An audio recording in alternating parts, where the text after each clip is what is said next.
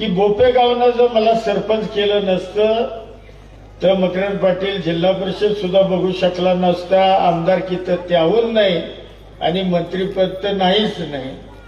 निव्वळ बोपेगावनं मला सरपंच केलं म्हणून मकरंद पाटील आज राज्याचा कॅबिनेट मंत्री होऊ शकला. याचं सगळं श्रेय हे मला, तुम्हाला, बोपेगावकरांना, आमच्या माता भगिनींना, आमच्या वडीलधाऱ्यांना, आमच्या तरुण सहकाऱ्यांना हे श्रेय मला द्यावं लागेल.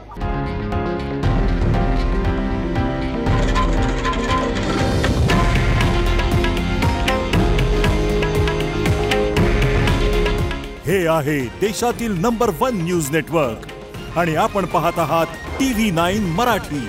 काळजी तुमची, हित महाराष्ट्राचं.